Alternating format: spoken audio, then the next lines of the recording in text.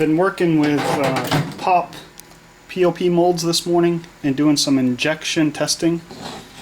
I made this was my first shoot.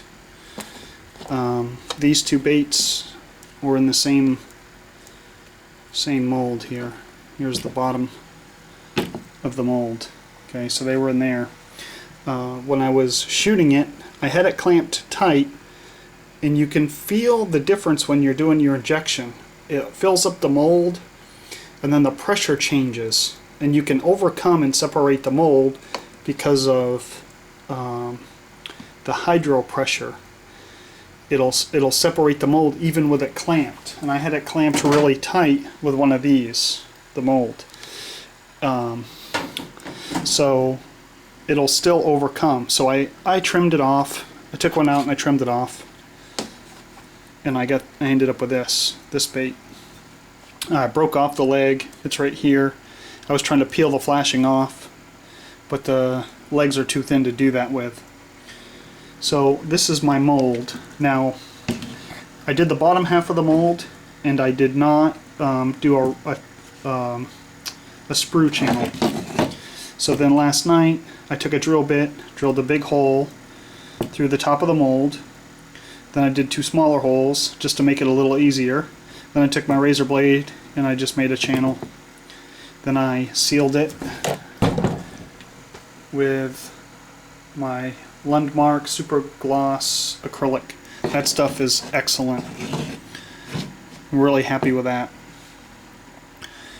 So I did that last night. The stuff dries super fast, but I let it sit overnight. I've sealed it again this morning, just a few minutes ago, within 30 minutes, and I just poured another two baits, which I'll show you here in a second. So this is the top half of the mold. Sorry for the jittery video here.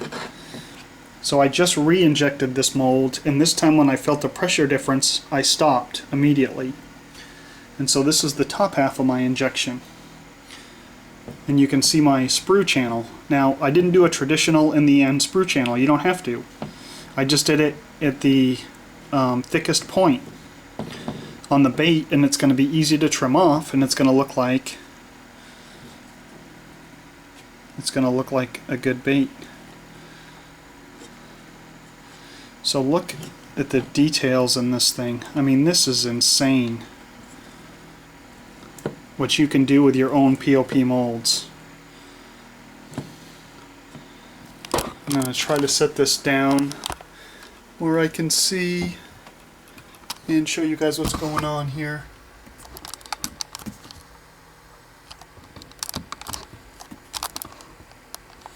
Sorry about all that, but wanted to show you up close. So again, I just injected this, and I'll show you the mold here in a second.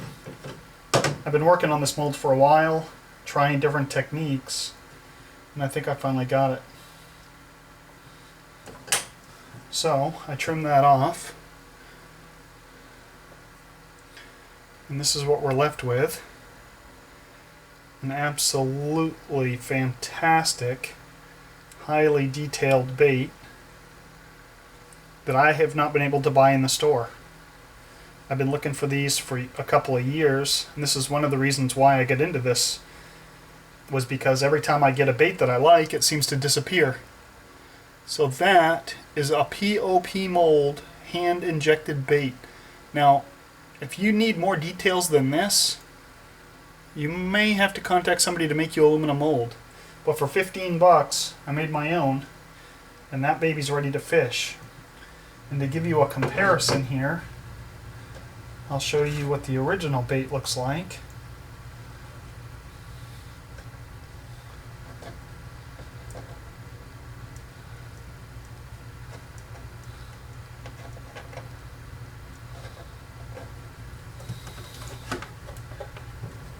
Maybe. Okay, here's the original bait. That's actually the original color that I'm going to want to shoot, because it was my favorite color, so I'll have to work on that. I think it's like a pumpkin seed type of color. And then I'll show you the underbelly. And the underbelly on this. Now, the bottom half of that mold I sealed with paint. And that paint is a very long, tedious process because it takes a long time to dry. The top half of the mold I sealed with acrylic floor wax, and that is, you can use it within 30 to 40 minutes. You can shoot a bait and test. So here's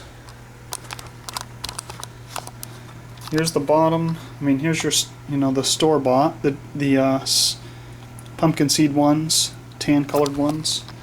Those are your store-boughts. That's hand injected, created my own mold, store-bought upside down, hand injected mold, upside down. So don't be scared of trying to do hard baits. Now, and I'll show you something else on this. Now, there's no relief in this bait whatsoever. I've got no little places for air to come out. It just fills up the bait perfectly, and you have to be patient taking it out, because see how delicate it is. So just be a little patient.